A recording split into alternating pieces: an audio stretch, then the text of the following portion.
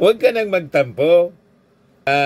Mr. Chavit Singson, dating gobernador, inabot mo na yung rurok ng tagumpay sa iyong pagiging politiko. Kailang umatras po kayo sa pagka-senador, di ba? Pero sa politika at saka sa yaman, inabot mo na po yung rurok ng tagumpay. Kaya huwag ka nang magtampo. Hindi mo naman siguro kailangan ng tulong. Kaya, yung ating Pangulo, hindi man talaga siguro nakalimot sa'yo o hindi ka nakilala. Hindi mo naman sigurong tawagan, Mr. President, kumusta na po? Parang nakalimutan mo na ako.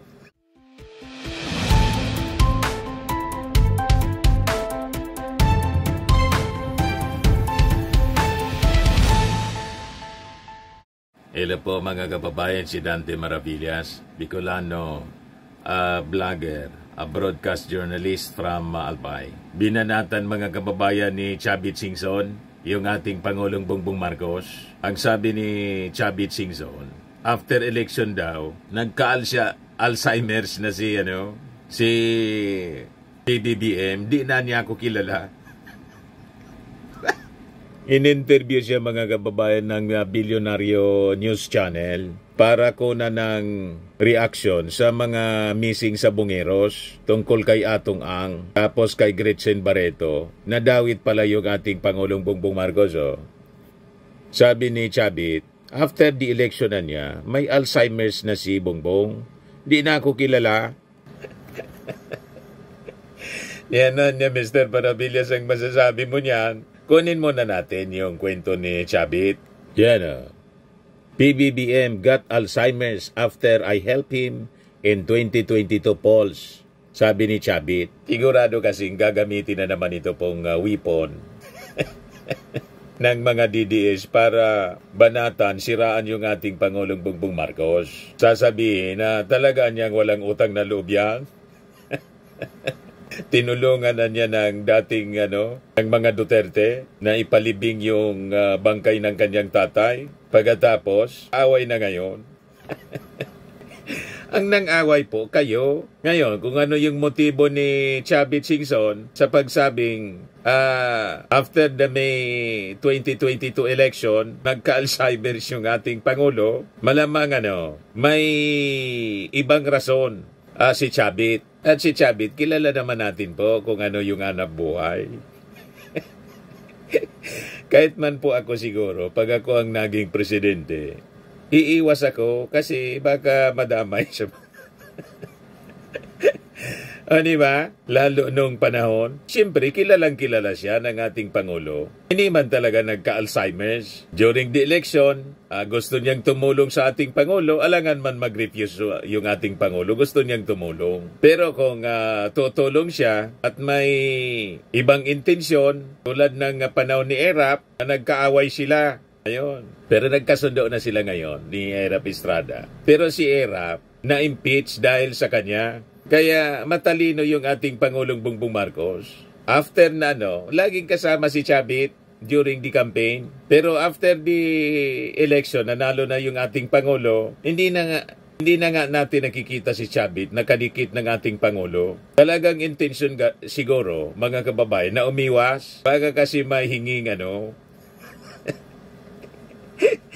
hinging kapalit yung pagtulong. Alam naman ninyo kung ano ang hanap buhay ni Chavit. Di ba? So, naintindihan natin yung ating Pangulo kung bakit umiwas bigla. Huwag ka nang magtampo.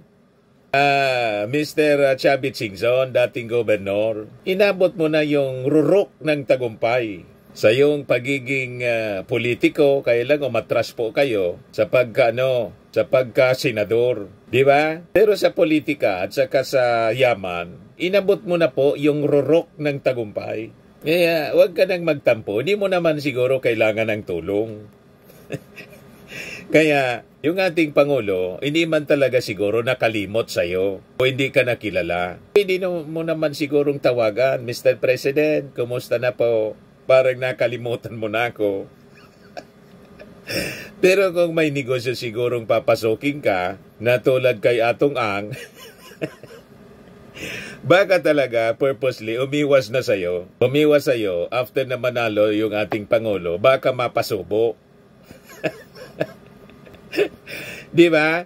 Ito, former Ilocos Sur Governor Chavit Singson expressed disappointment over being forgotten by President Ferdinand Bongbong Marcos Jr. after helping him win the 2022 presidential elections.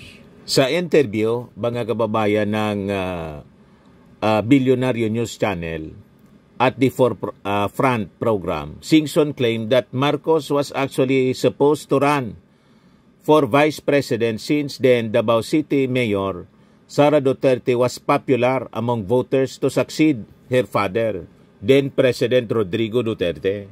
According to Singson, Marcos had sought his support for his second vice presidential run at the time Singson was serving as the League of Municipalities of the Philippines when he was the mayor of Narbacan, Ilocos Sur.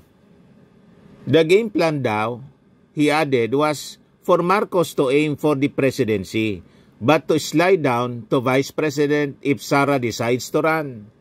Magpa-file tayo ng certificate of candidacy for president, pero pag naga-file si Sara, you have to slide down. Then I have to talk to Sara.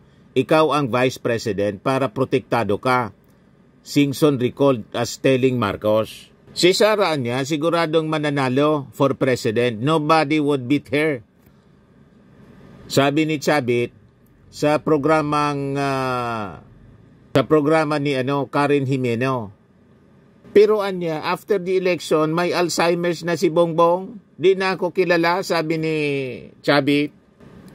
He said he would no longer support the president and his family in the future elections after his rather forgettable experience with the Marcos in the last presidential balloting. Ito anya siguro ang last na pagsuporta ko sa mga Marcoses dahil hindi na kami kilala, sabi ni Singson. The former governor also said that he would back Sara if she opts to seek the highest elective post in 2028.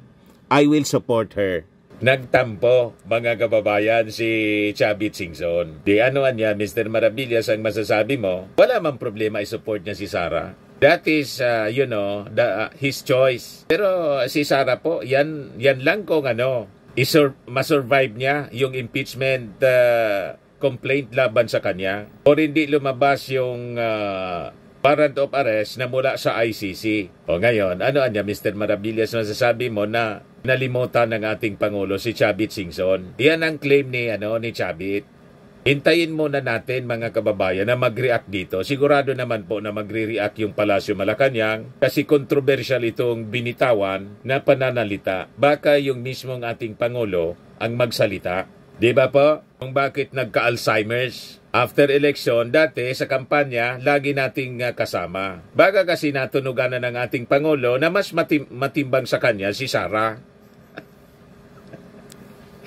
Di ba? Iba naman yung nasa isip ng ating Pangulong Bongbong. Pangalawa, sa ito mga analysis man lang natin. Given the background ni Chavit Singson, na alam naman po ninyo kung ano yung kanyang yung panahon ni Erap Estrada, di ba?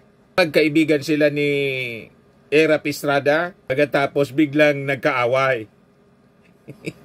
Kaya naging maingat yung ating Pangulo. Dumistansya after election. Gusto ninyo, ibigay ko sa inyo yung kwento, background story kung paano sila nagkaaway ni Erap Estrada. Pero sabi ko sa inyo, nagkasundo na ngayon. Nagkapatawaran na. Di okay. Ito siya, Chavit's bombshell. Erap amassed 6 billion pesos. Yan ousted President Joseph Estrada had amassed 6 billion pesos. 60 billion pesos, not 4.2 billion. 60 billion pala po. Mali yung basa ko kanina. Report ito ng Philippine Star noong October 11, 2004. So hindi 4.2 billion during his almost 3 years in office. Sabi ni Ilocos Sur Governor Luis Chavit Singson. Sa kanyang statement, the prosecution star witness said it was unbelievable for Estrada to have accumulated such wealth when he was in government. Erap reportedly has 60 billion wealth, Singson statement said. Where do you think he got all? Only 3 years in office? It's very obvious. Sobrang garapal yan. Si Erap. Nobody can beat him with regards to plundering. How can you accumulate 60 billion if you are only talking about salary? And he and his family, children, and mistresses live a very extravagant lifestyle. He became president, sabi ni Singson. He claimed he had severed all ties with wetting operators by 1998, but he was forced to take charge again because Estrada had asked him to take over from Charlie Atong Ang, who is now facing extradition proceeding in the US. If, anya, I was not asked by him to take over, I would not have been involved in it. Meaning sa wetting operation. So, nag-confess si Chavit na-involve siya sa wetting operation because of Erap Estrada. Ngayon, magkakaibigan sila. Biglang nagtraiduran.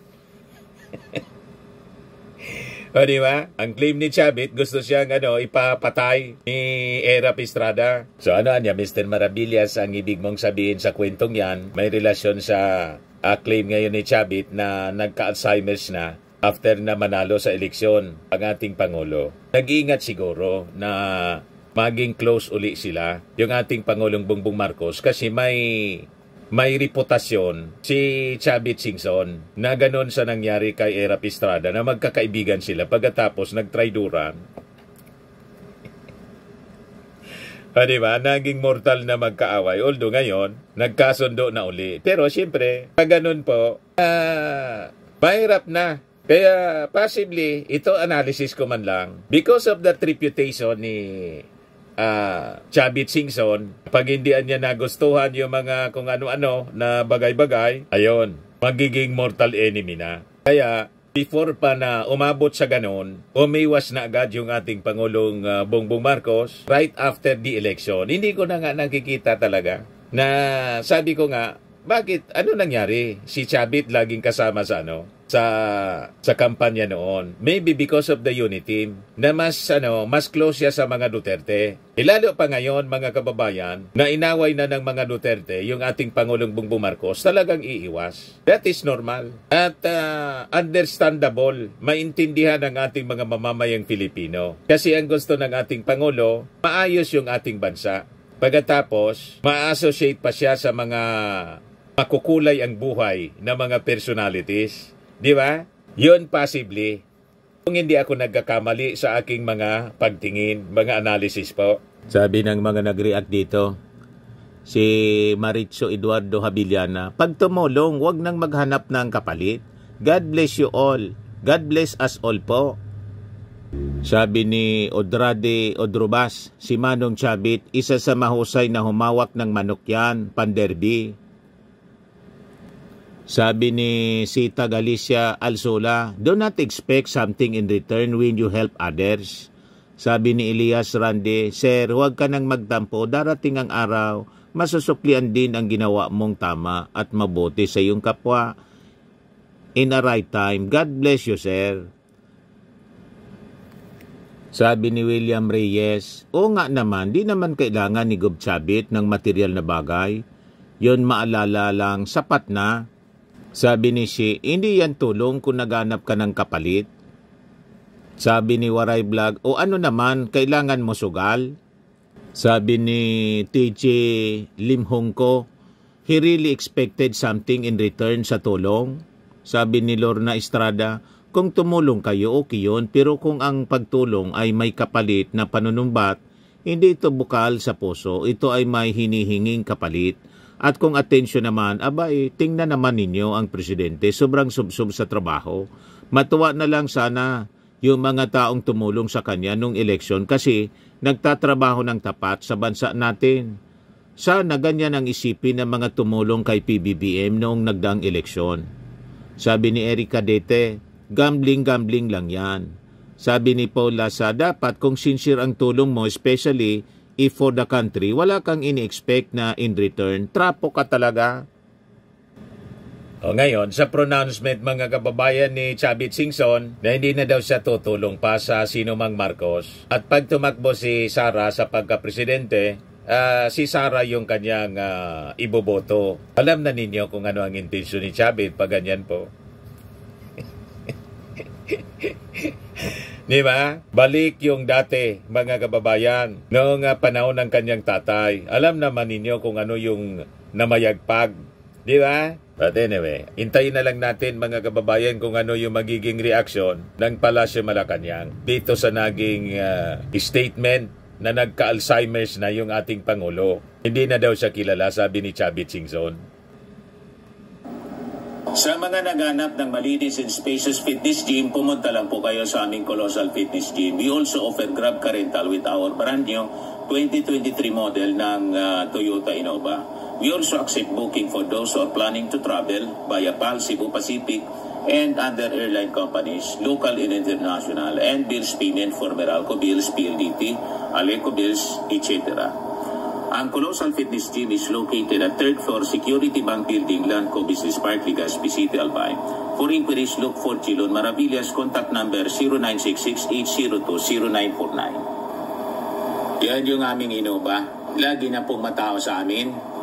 Pati mga foreigners po, tingnan ninyo, mga British tourists sila. Ang lalaki ng katawan na, mga kababayan, nag-gym sa amin. Ito naman po, Indian National. Ito mga mga European sila. Ito naman yung bago naming product na binibenta online, iGlow Serum. Whitening po siya galing sa South Korea. Tingnan ninyo yung epekto sa aking anak na architect entrepreneur, Riz Maravillas. For inquiries, look for Riz Maravillas on FB. Ito naman po, Firmax Firming and Lifting Cream. Mainam po siya sa mga pains at paninigas na mga kaso-kasuan. Ito po, Automax Radiant Serum. Sa mukha naman yung application. Anti-aging po siya. You will look 10 years younger than your age.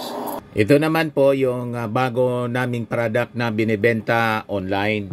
I am Worldwide Amazing Pure Organic Barley Powdered Drink Mix from Australia.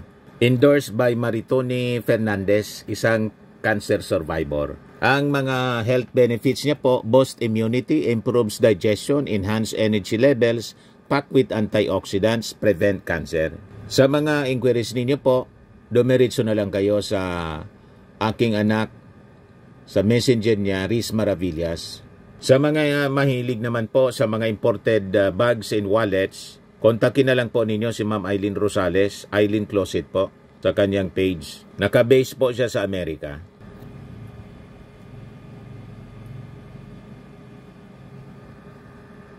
Ito naman po yung bago naming product na binibenta online. iGlow Serum, whitening po siya. Tingnan ninyo yung epekto sa aking anak na architect before and now. Yung mga inquiries po ninyo, dumiretso na lang kayo sa kanyang Facebook account, Riz Maravillas.